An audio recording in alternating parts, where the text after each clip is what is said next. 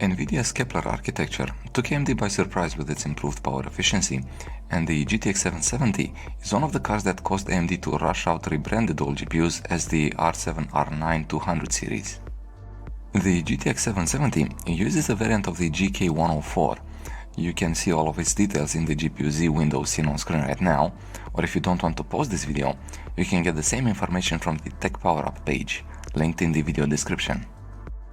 We will, however, mention the 2GB VRAM available, the 230 watts listed TDP, and quite importantly, the DirectX level support of just 11.0.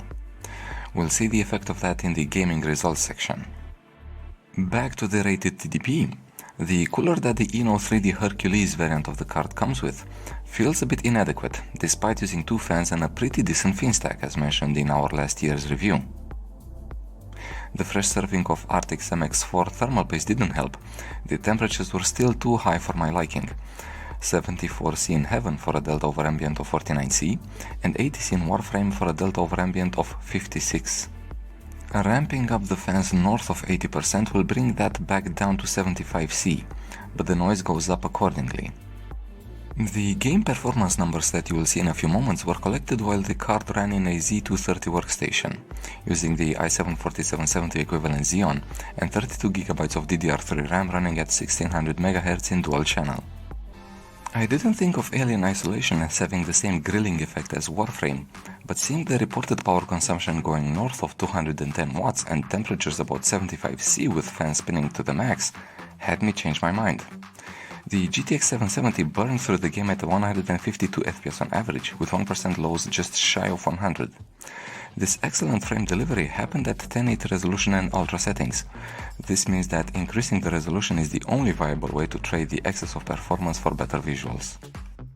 I hoped that Apex Legends would run the GTX 770 somewhat similar to how it did on the R9 280. However, the Nvidia card averaged only 79 FPS at 1080 resolution and low settings, and just 95 at the same settings but 720 resolution.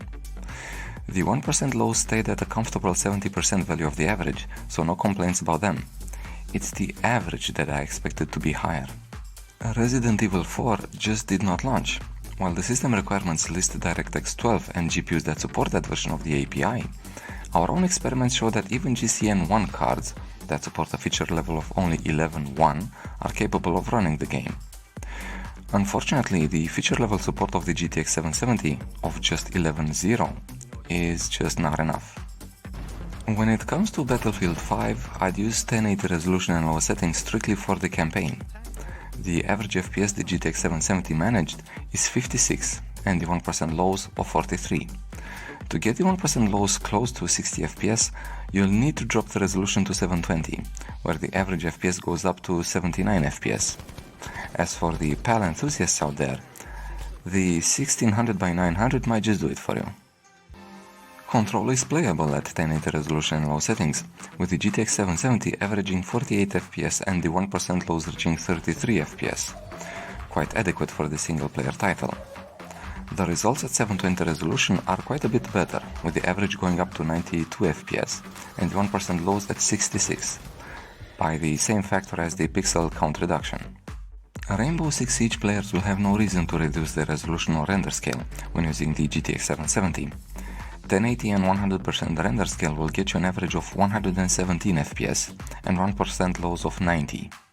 Lower resolution and scaling factors will increase these numbers, up to 206 FPS for the average and 143 for the 1% lows at 720 resolution and 50% render scale. But you won't need that, Full HD will run just fine. One of the reasons GTA 5 is quite easy to run is because it was initially released on the consoles available 10 years ago. The GTX 770 launched the following year, so to no surprise, it manages 124 FPS on average and 70 FPS for the 1% lows. The benchmark ran at 1080 resolution and lower settings. If anything, the results show that one can consider increasing the visual options. CS2 is one of the newer esports titles, and its performance results will influence quite a lot the longevity of the GTX 770. At 1080 resolution and lower settings except the rendering scale, the card averaged 129 FPS with 1% loss of 62. Owners of the Nvidia card will probably not need to drop the resolution, and owners of high refresh monitors are not using Kepler GPUs nowadays. Dota 2 also ran just fine in Full HD, but with lowest graphical settings. A match replay had the GTX 770 average 97 FPS and got a value of almost 60 FPS for the 1% lows. The game experience, or in my case, the viewing experience, is quite good. The 6 years old Fortnite will still run well on older video cards, thanks to its performance mode that uses a simpler and faster renderer. The GTX 770 can take advantage of this, and at 1080 resolution, the card averaged 118 FPS. The number increases as the resolution drops, going as high as 131 at 720 resolution.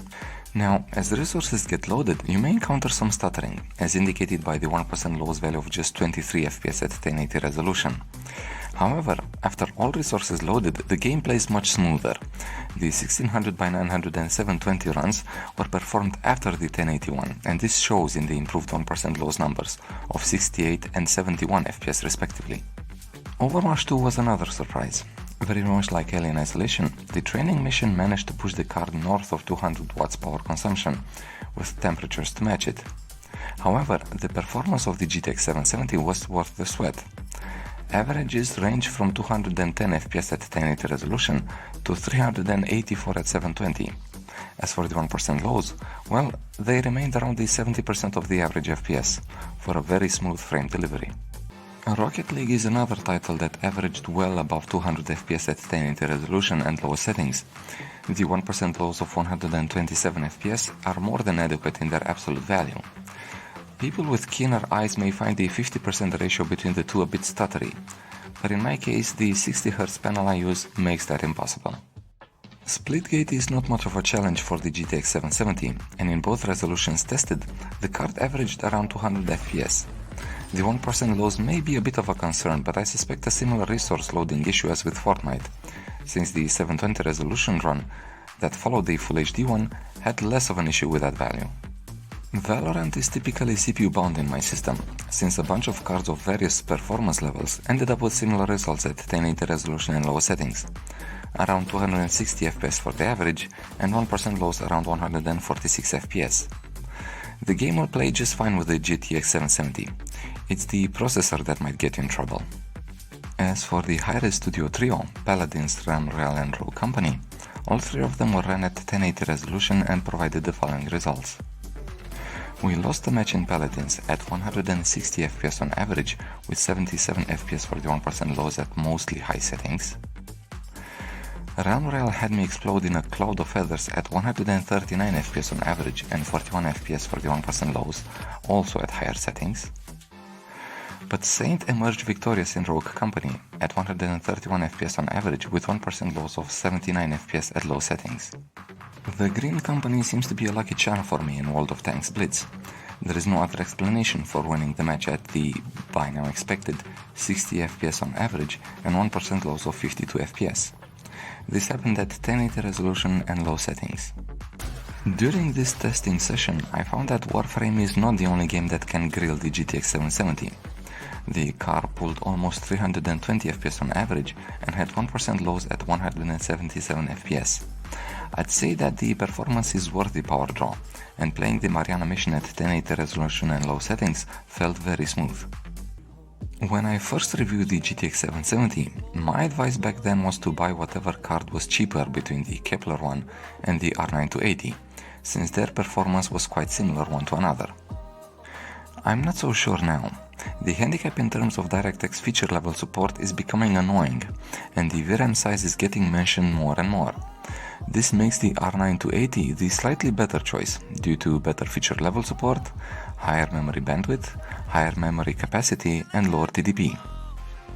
We'll remain in this performance segment with the next video, but the card that will be featured in it will make the R9 280 feel very much like the GTX 770 felt when compared with the AMD card.